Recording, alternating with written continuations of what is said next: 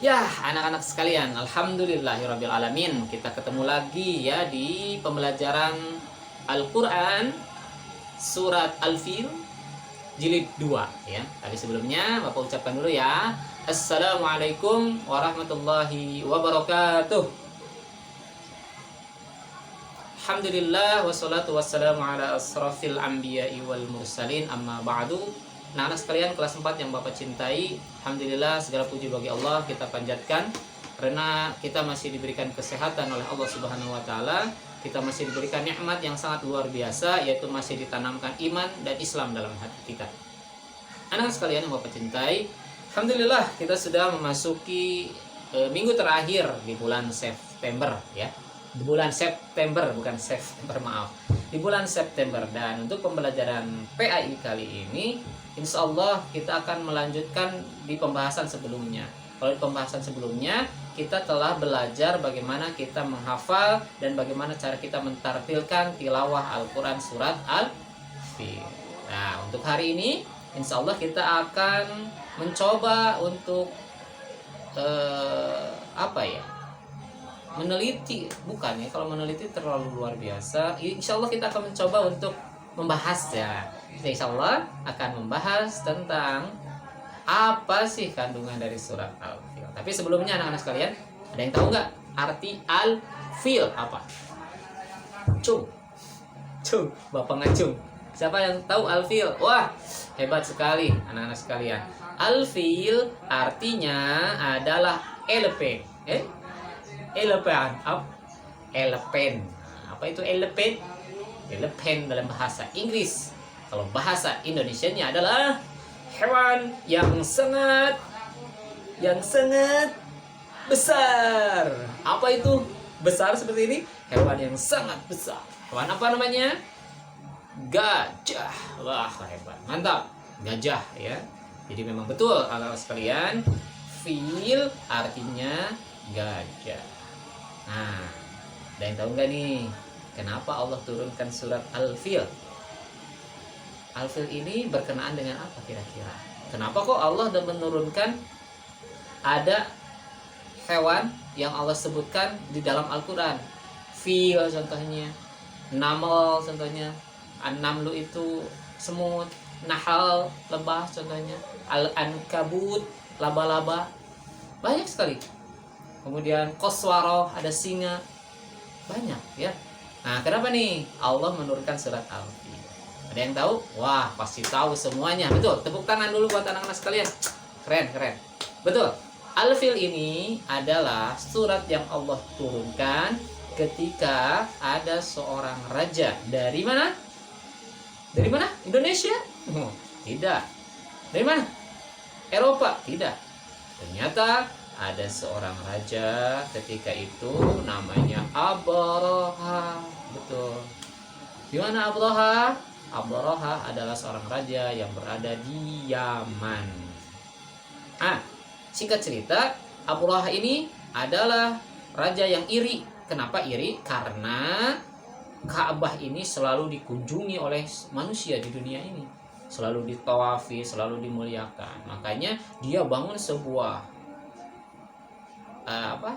gereja di sana yang besar sekali, karena dulu agamanya Nasrani.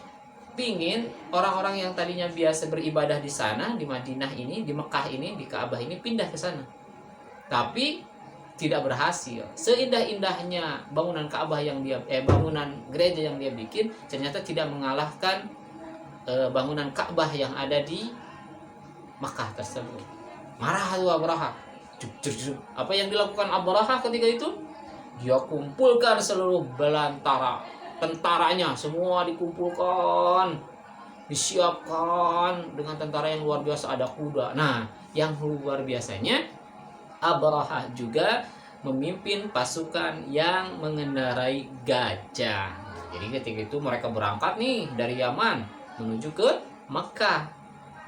Di Mekah sudah terdengar nih kabar nih.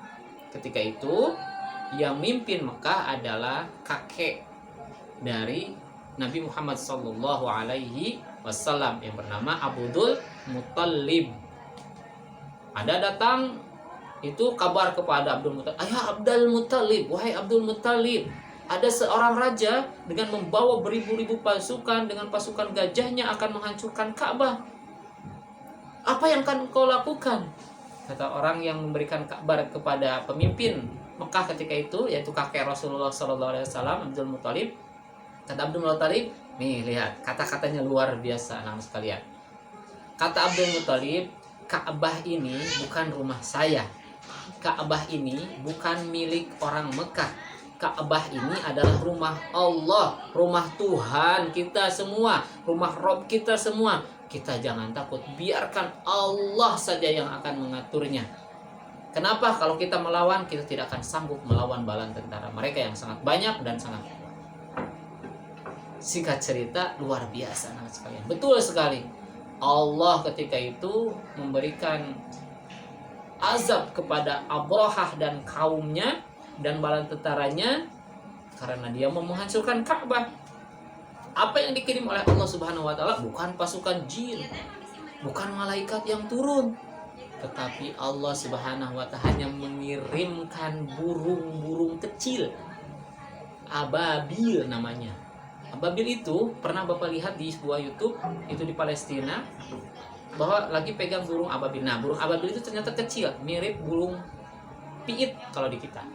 Tapi agak lebih gede ya. Jadi Allah mengirimkan burung-burung tersebut dengan membawa apa? Di sini Allah sebutkan bihijaratin min sijil, dengan sebuah batu-batu min sijil dari tanah liat yang dibakar. Luar biasa.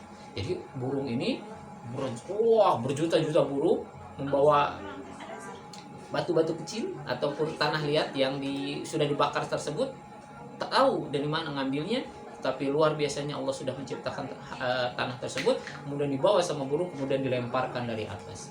Apa yang terjadi? Ternyata luar biasa. Abrahah dan kaumnya binasa semua. Gajah-gajah mati semua. Kemudian Abrahah pun tidak ada yang menyisa satu pun. Nah, kita akan cari nih, kita akan langsung bahas di suratnya. Coba kita bahas ayat pertama. Singkat saja. Alam tara kaifa fa'ala rabbuka bi ashabil fil. Artinya, ada yang tahu artinya? Bapak bacakan artinya. Artinya adalah yang pertama, tidakkah engkau Muhammad perhatikan bagaimana Tuhanmu telah bertindak kepada pasukan bergajah? Luar biasa. Jadi yang bertindak siapa? Bukan pemimpin Mekah Abdul Muthalib ketika itu, tapi yang bertindak langsung Allah Subhanahu wa taala. Kepada siapa? Kepada kaum yang ingkar kepada Allah, kepada kaum yang ingin menghancurkan rumah Allah, yaitu pasukan bergajah yang dipimpin oleh Raja Yaman tadi yang bernama siapa? Abrahah, betul. Kemudian yang kedua, alam yaj'al kaidahum fi tadlil. Nah, seperti yang kedua artinya, bukankah dia Allah telah menjadikan tipu daya mereka sia-sia? Jadi sia-sia saja.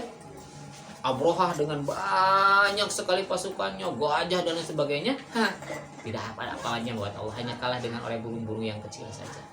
Tuh, ya, perhatikan. Yang ketiga, wa arsala alaihim tayran ababil. Nah, ini dia. Ternyata pasukan yang begitu banyak, begitu besar, begitu kuat, hanya kalah dengan tayran, sebuah burung ababil yang Allah namakan burung ababil.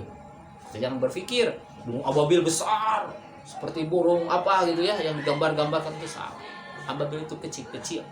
Burung ababil itu burung kecil, tapi jumlahnya ketika itu sangat banyak. Sampai diriwayatkan satu riwayat bahwa gelap, langit itu gelap, sinar matahari tidak bisa nyampe ke pasukan Abrahah karena di atasnya itu banyak sekali burung-burung berterbangan dengan membawa tadi yang Bapak jelaskan ya. Kemudian di ayat keempatnya tarmihim. Nah, melemparkan burung itu, burung ababil itu melemparkan him pada semua pasukan Abrahah bihijaratim min sijil, dengan batu dari tanah liat yang dibakar. Batu tanah yang kencang itu ya dibakar, kemudian dimasukkan jatuh ke kepala mereka sampai hancur semua badan-badan mereka, sampai tidak ada yang tersisa anak sekalian. Luar biasa Allah Subhanahu wa taala mengirimkan pasukan yang tidak kita ketahui dari mana asalnya, yang tidak kita tahu bagaimana burung-burung tersebut bisa ada komando seperti itu hanya Allah Subhanahu wa taala yang maha kuasa. Yang terakhir, faja'alahum ka'asfim ma'kul, maka atau sehingga mereka dijadikannya seperti daun-daun yang dimakan ulat. Pernah lihat daun dimakan ulat? Rontok sini gitu ya, bolong-bolong sampai habis, sampai badan yang diserang oleh batu tersebut sampai habis, sampai hancur, sampai tidak ada, sampai meninggal semuanya kaum tersebut. Inna lillahi wa inna ilaihi raji'un. Itulah kisah singkat karena waktu di pembelajaran daring ini, maka tidak akan panjang lebar anak sekalian. Itu adalah intinya. Yang pertama intinya adalah kita harus tawakal kepada Allah. Kenapa? Karena yang menguasai kita Allah, yang menguasai seluruh makhluk yang ada di dunia Allah. Kalau ada apa-apa, tawakal kepada Allah Subhanahu wa taala. Yang kedua, kita tidak boleh berbuat zalim kepada sesama makhluk. Kita tidak boleh berbuat zalim kepada manusia, apalagi kita berbuat zalim kepada tempat yang Allah sucikan. Nanti akan ada sebuah balasan dari Allah Subhanahu wa taala. Yang ketiga intinya adalah kita tidak boleh berbangga dengan kekayaan kita. Kita tidak boleh berbangga dengan kekuatan kita. Kita tidak boleh berbangga dengan apapun, karena hanya Allah yang harus memiliki kebanggaan terhadap dirinya sendiri. Karena kita semua adalah makhluk Allah. Karena kita hanyalah ditugaskan di dunia ini hanya untuk beribadah kepada Allah Subhanahu wa taala. Itu anak-anak sekalian, inti dari pembelajaran kali ini hanya 3 saja. Boleh anak-anak ulangi di rumah, boleh anak-anak hafalkan di rumah, dan boleh anak-anak cermati, boleh anak-anak baca. Mudah-mudahan bermanfaat anak-anak. Mari kita tutup dengan bacaan hamdalah bersama-sama. Alhamdulillahirabbil alamin. Doa akhir majlis. Subhanakallahumma wa bihamdika asyhadu an la ilaha illa anta astaghfiruka wa atubu ilaik. Terima kasih atas perhatiannya. Yang benar datang dari Allah Subhanahu wa taala, yang salah datang dari Bapak pribadi. Billahi taufik wal hidayah. Wassalamualaikum warahmatullahi wabarakatuh.